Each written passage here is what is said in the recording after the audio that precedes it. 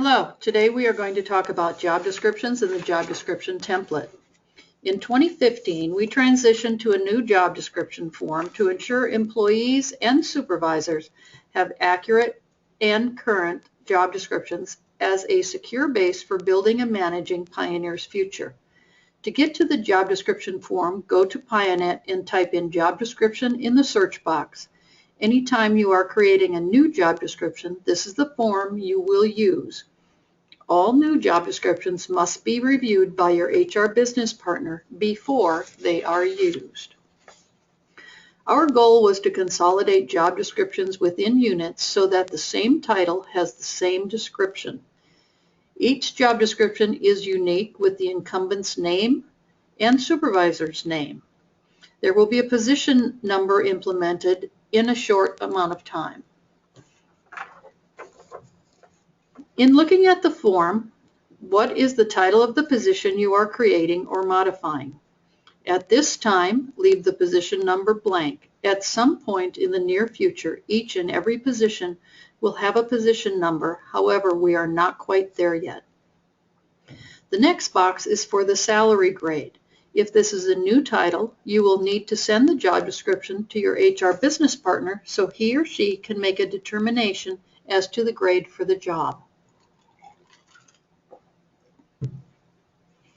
Is this a regular job or is it a temporary job? You must choose one or the other. Next, is this full-time, part-time, or an on-call position? Again, you must choose one.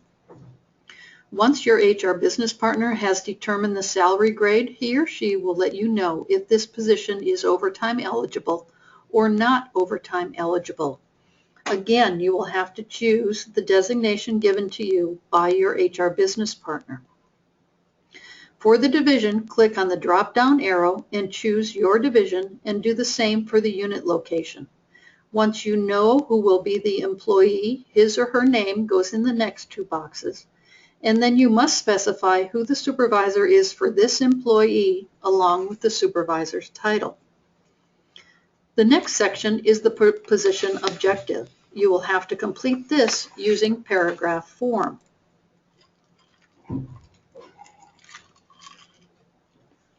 Think of a position you currently have reporting to you. What is that position's main role in the organization? Describe that role in 1 or 2 sentences. Next, how does the position support divisional goals? Again, be brief.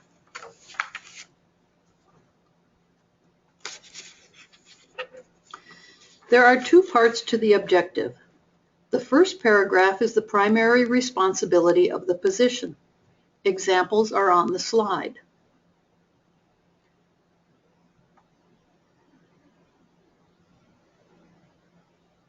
Be specific. Why do we have this position?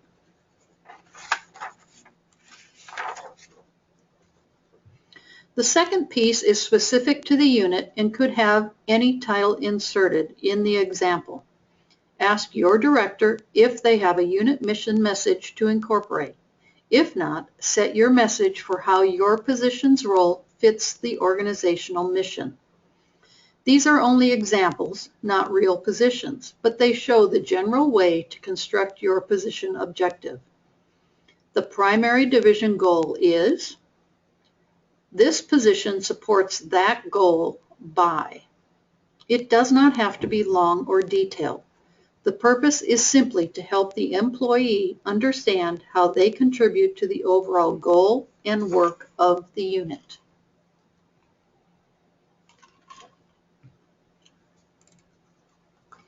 The next section on the form looks like this. You have to identify essential duties and tasks, as well as identify the percentage of time it takes for each duty. The essential functions of the position must be performed with or without a reasonable accommodation. This information helps ensure fair employment decisions consistent with the Americans with Disabilities Act and the Washington State Law Against Discrimination. HR business partners will review this section to determine we have correctly classified our exempt positions.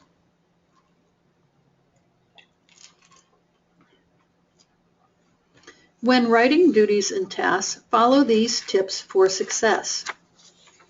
Put the position's most important duty or responsibility first. 3 to 5 duties are sufficient to describe a job. Then place a percentage of time for each duty, not for each task. Performs other duties as assigned will automatically be one of the duties with a 5% time listed.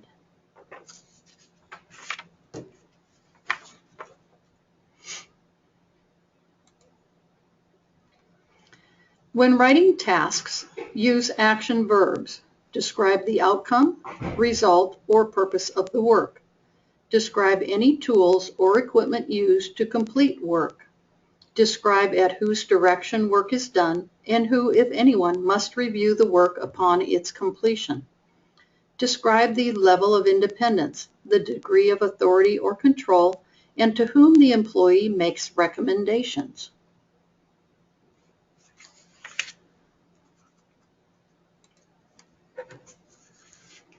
Be objective. When writing duties and tasks, always think of the job, not the person doing the job. Why does the position exist?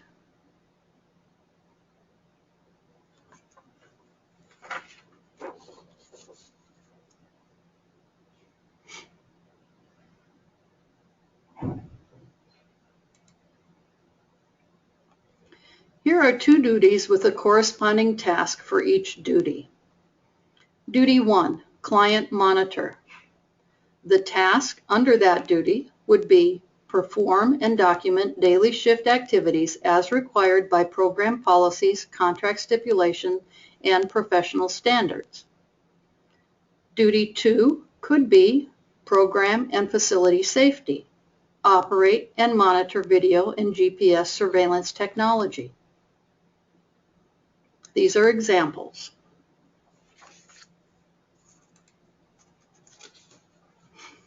Our next section is a review back to the position's duties and tasks. Start with the duty and tasks that take the most time. Be sure your percent totals equal 100%. If you want to add another duty, click on the Include Additional Duty and Task. Remember, these are essential duties.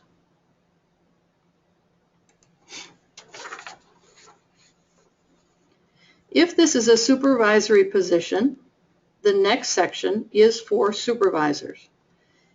Click Yes if it is a supervisory position. Click No if it is not.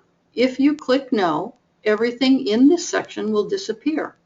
If you click Yes, it remains up. Next, you will want to check all the boxes that this position has authority for. If the director makes all final hiring decisions, for example, then this position only has the authority to recommend. Remember, leads are not supervisors. We are talking about the employment supervisor. Subordinates only have one supervisor.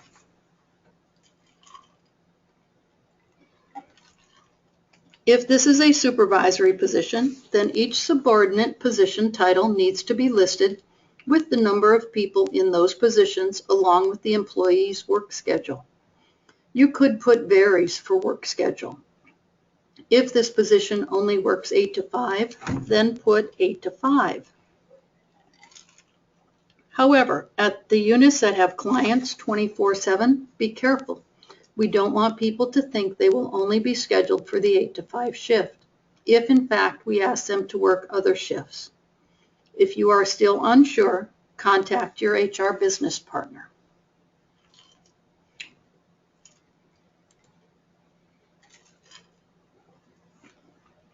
Working conditions is the next section. Work setting must be concise.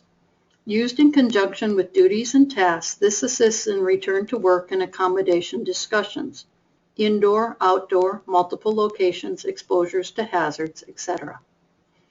Schedule. If, for example, you have a job title that works 24/7, you could put this is a 24/7 facility and shifts vary as need arises. Travel requirements. Is there local, statewide, overnight, or extended travel required for this position? If it's part of their job driving a company vehicle, then that goes here.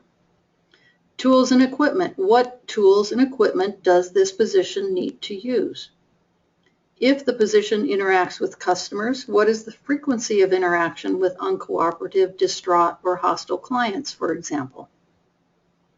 And any other working conditions that apply to this position need to be added as well. And this section looks like this. This section should be reviewed to ensure that working conditions reflect the essentials of the job. This section includes the work environment and physical requirements of the position, the schedule, travel requirements, tools, and equipment used, interactions with customers and clients. It should include essential requirements such as the amount of weight that must be lifted if going upstairs is required because there is no elevator, if driving is required. Please look over previous descriptions with a critical eye to see if they really include all the essential requirements or requirements that are no longer valid. If an employee is working with chemicals, that should also be included. If the employee is working in Seattle, for example, and needs to travel to another location infrequently, can they use transit instead of driving? If that is a possibility, driving is not an essential function. The final section is the qualifications section.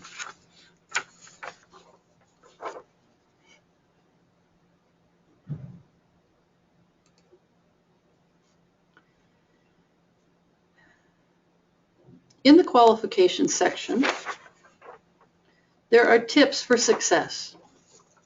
For example, what training and experience best prepare someone to work in this position? What licenses or certifications or legal requirements are needed? What must one know to be able to do in order to successfully perform the work of the position? Think of some critical on-the-job situations related to the work activities. What knowledge, skills, and abilities or behaviors make the difference between handling these situations well and poorly? What must someone in this position be willing to do?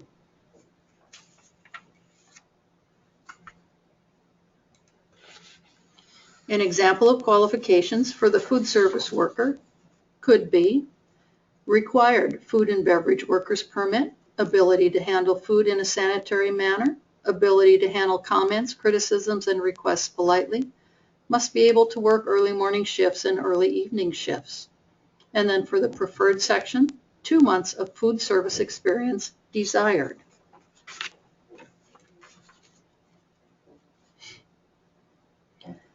Required qualifications should only include what one must have, not what you wish they have. It is okay to use bullet points for each qualification that seems to work the best in this section. For preferred qualifications, you can include what you believe would be the platinum standard for the position.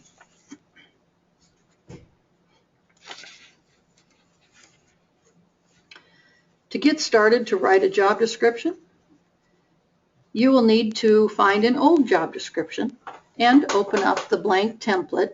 Open those two documents side by side. You can cut and paste from one document to the other. Contact your HR business partner for assistance if you don't have a current copy of a job description.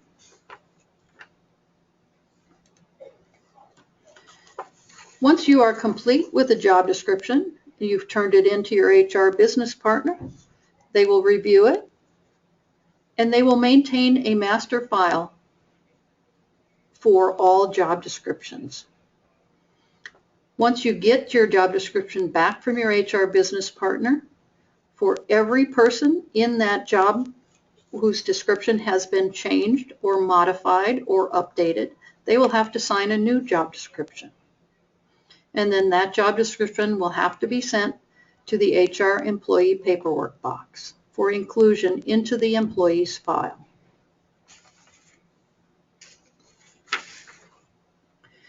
You have two forms that must be completed when creating a new job description: the job description itself and also the expectations for the job specific to the job and the shift.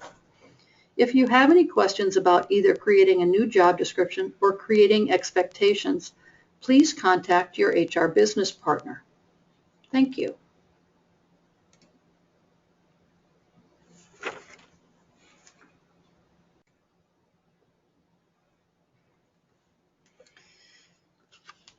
We're going to talk about job description and the job description template today. In 2015, we transitioned to new job description forms to ensure employees and supervisors have accurate and current job descriptions as a secure base for building and managing Pioneer's future. To get to the job description form, go to Pioneer and type in job description in the search box. Anytime you are creating a new job description, this is the form you will use. All new job descriptions must be reviewed by your HRBP before they are used. Thank you. Today we are going to talk about job descriptions. In 2015, we transitioned to new job description forms to ensure employees and supervisors have accurate and current job descriptions as a secure base for building and managing Pioneer's future.